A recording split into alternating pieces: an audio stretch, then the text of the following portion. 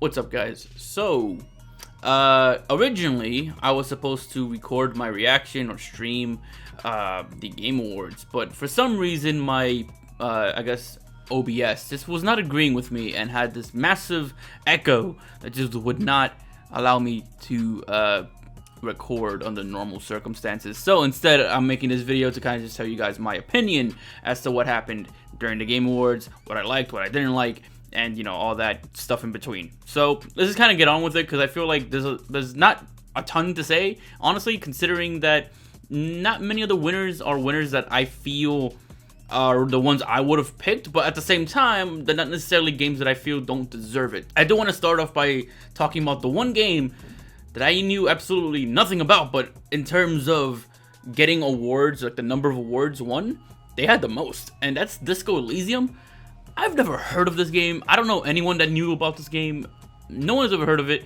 But apparently it's super good because it like won all these awards. You know, after the show happened, me and a friend of mine ended up looking up the game to see like how well received was the game. And apparently it was just this kind of like PC RPG detective thing that got really high reviews, actually. And maybe if I would have checked it out before the show, maybe I would have been a little more understanding as to why it got that kind of recognition at the show. But now that it did, I kind of want to see it come to some kind of console. But then again, it's an indie game, right? So I can just like install it on my PC at some point and play it if I really wanted to. But it does seem like an interesting game, even though I was someone who kind of was confused as to why this game was mentioned so much originally. But in terms of like other categories like that, Super Smash Brothers won Best Fighting Game, which is a category that I felt was, you know, pretty easy. I feel like the only real competition that they had was Samurai Showdown and Mortal Kombat 11. Jump Force is laughable. It shouldn't have been up there, period. And Dead or Alive, not that it's, you know, a bad game. I just felt like, you know, the others were just bigger overall. So I don't know. I was confident that Smash had that, and they did. So awesome. That's great work on Sakurai's part and the rest of the team involved. And you know, even if Smash didn't win, I would have been perfectly fine if like Samurai Showdown or Mortal Kombat won, because I also like those games. I just don't put as much time into them as I do Smash for, you know, kind of obvious reasons. But I know some of you, knowing that, you know, I play a ton of Smash and I'm like a big Smash guy, that you're kind of expecting me to be kind of upset about Smash not winning Game of the Year. And you know what? My thing is that, and I think I've said it before on a stream that I did before the Game Awards had happened, that there were certain games that if they won Game of the Year instead, I wouldn't be upset. And those games were like, you know, Resident Evil 2 and Sekiro were games that if they won, I wouldn't be excited, but I'd be okay with it. Like, I'd be kind of neutral, you know? And then I'd be excited for, like, you know, Outer Worlds or Smash, right? And I guess now that I've been in Control as of the time of this recording, I would have been excited to see Control win also. I also believe Control did deserve getting Best Art Direction. I didn't think that before playing the game, but after playing the game, I could definitely see that. Control had a lot of very interesting, like, locales. That's a whole other thing. But the point is that I'm not really as upset as you probably would expect me to be when it comes to Smash not winning the Game of the Year. I think Sekiro is a game that, while it's not something that I would personally put as like one of my favorite games of the year, it's definitely a really well-made game and, you know, expertly crafted. Like, it's, if you're the kind of person who likes a challenge and likes games of that nature, you're gonna like Sekiro. Sekiro's a really well-made game. I think it's well-deserved. It's just not what I would have picked, and I think that's something that a lot of people have to understand, because I think many people, including the announcements, which I'm going to get into right after I'm done talking about this little Sekiro segment, I think a lot of people just kind of expect what they personally like to be, you know, wildly loved and received throughout the entire industry. And as someone who's played, you know, some of the most ignored games out there, like I loved Alan Wake, you know, I mentioned it on a recent video. I love No More Heroes, which is a series that, you know, hasn't really been like massive by any means. I'm kind of just used to, you know, loving something without having like this massive amount of recognition for it. Even if some games I do play are, you know, huge for a variety of reasons. you need to be able to like look at other games like objectively to an extent. Like obviously like our taste in games are subjective. Like it's not gonna be, there's no facts, you know, when it comes to liking a game. But I also feel that, you know, if I was the type of person to just be mad over my favorite game not winning, then I feel like that's, you know, kind of being narrow-minded in terms of like how game development should be handled. I don't know, you guys can agree or disagree with me, you know, feel free to write it in the comments if you think that my way of looking at it is a little too optimistic or maybe a little too freeform or whatever you want to call it. You know, just let me know in the comments. But I do want to get into the announcements because that is something I've seen some negativity on. I feel like the disappointment in the announcements kind of depends solely on like if you are a fan of like a very specific company in a way, because there wasn't really like any company that felt like they just had like a total control over everything going on, other than I guess Wizards of the Coast, since they had like a million Magic the Gathering things and also Dungeons and Dragons, and I guess League of Legends. That's a whole other thing.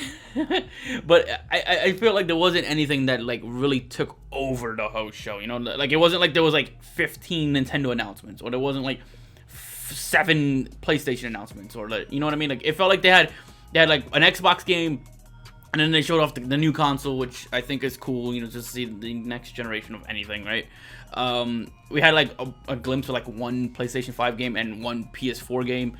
Nintendo came out with like some DLC, Bravely Default 2. Like basically each company of the big 3, you know, Microsoft, Sony, and Nintendo, they all kind of just came in with their own things. I feel like out of all of them, Microsoft clearly had the biggest presence, just because like, you know, they showed off a whole new console, and they showed off like they announced like a game for that console, and then they showed off the Gears of War Tactics game, and you know, it just felt like they just had the biggest presence out of those 3 anyway, because again, I think League of Legends, Dungeons and Dragons and Magic the Gathering had like a fair amount of things.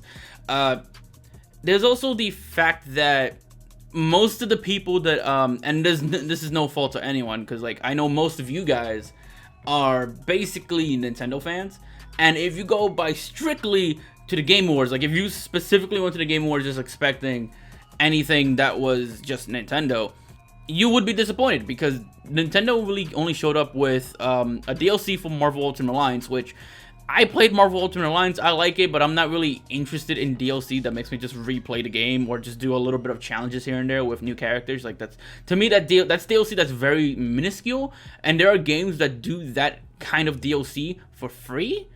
And so I'm not really like, I don't really care too much about DLCs of that kind in most of the games. Like that's just not my cup of tea. So that wasn't really an announcement that really mattered to me. Bravely Default 2 though, I'm gonna give that like, I think one of the best announcements of the show. The first Bravely Default was really good, and again, if you're someone who never played the first Bravely Default but you like JRPGs, you're probably gonna like this one. In terms of the other announcements that I thought was pretty cool to see, you're probably expecting nothing but Nintendo.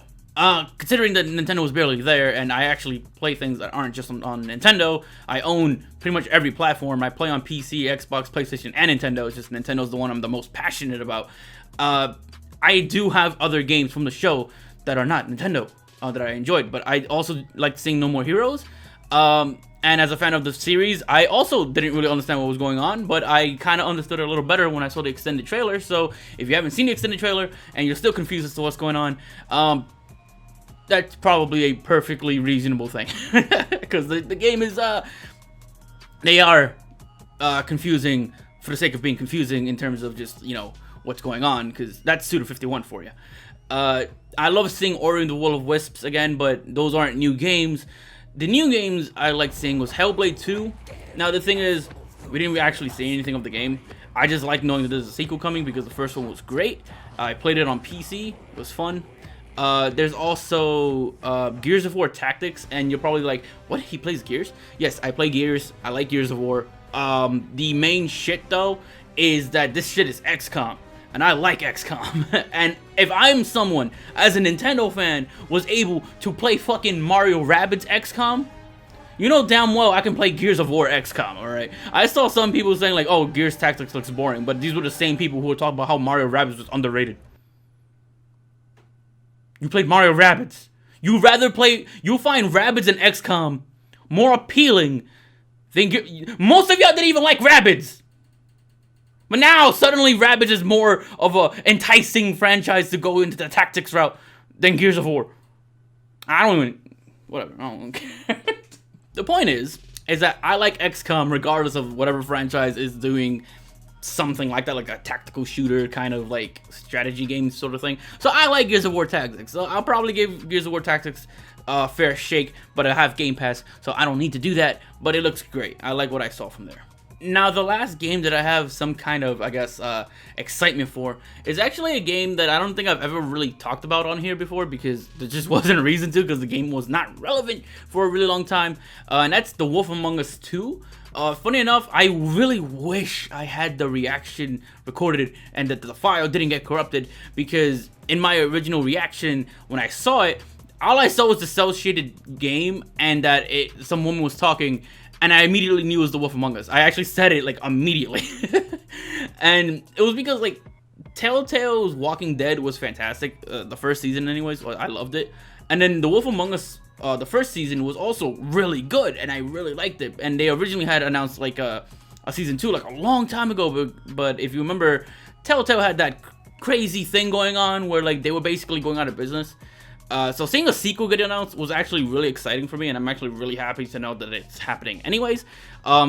So in terms of announcements in the show, I would say that was kind of high up there, even though I'm sure for a lot of people, it probably wasn't. But I think that's kind of all I have for you guys in terms of my favorite things about the Game Awards, announcements-wise, or like maybe even the awards, or whatever the case may be. Because the fact of the matter is there wasn't really that many announcements for this show. Even as someone who plays a lot of different games, like there are other games that showed up that I thought was interesting, but nothing that was exciting for me other than the 4 I just mentioned, being Gears of War Tactics, The Wolf Among Us 2, Hellblade 2, and Bravely Default 2. So it was kind of just a lot of 2s. like a lot of games that I didn't think would get a sequel got a sequel. And I think that's the more exciting thing about it. Like, it isn't necessarily that I'm super in love with these games. It's necessarily more so that they got sequels in a, I don't know, in a time where I wasn't really looking for it, I guess.